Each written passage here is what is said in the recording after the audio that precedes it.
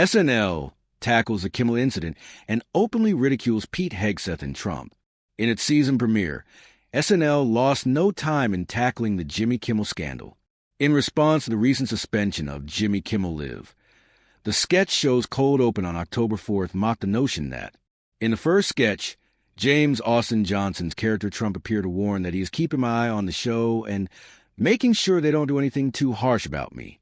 He continued by saying that SNL had better behave themselves or else they'll have to deal with my attack dog at the FCC.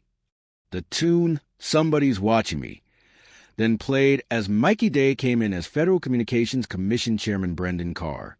Daddy's Watching was emphasized by Johnson's Trump once more just before the cold open ended.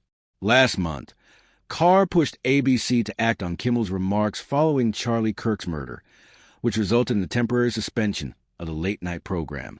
Following a great deal of criticism and charges of government censorship, Kimmel eventually went back on the air. Trump has openly demanded that other late-night hosts, such as Jimmy Fallon and Seth Meyers of NBC, be fired. Later in the show, when Cam Patterson made his Weekend Update debut, SNL specifically mentioned Kimmel when the comedian who joined the cast this season joked that he intended to use a racial slur on television.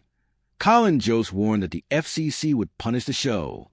Patterson retorted, "Colin, I'm a Florida stand-up comedian. What I do is say that term.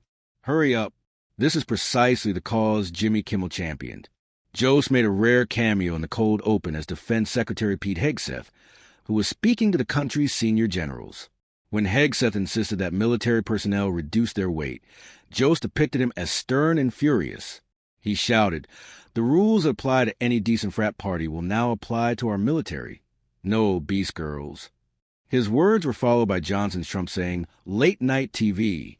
We are confronting the greatest threat to freedom and democracy the world has ever experienced, and we all." The first sketch also made light of the criticism that several comedians, such as Dave Chappelle and Bill Burr, received for their appearances at the Saudi Arabian Riyadh Comedy Festival. Johnson's Trump remarked, "To be honest, I'm astonished Colin's here.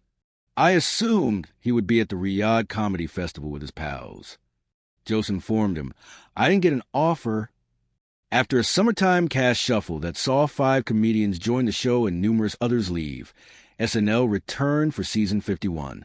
Johnson's Trump made fun of the show in a meta moment for having the update man performing the open despite adding 17 new cast members. In his monologue, Bad Bunny, who will be the main attraction at the Super Bowl halftime show next year, addressed the disgruntled audience during the SNL Season 51 premiere.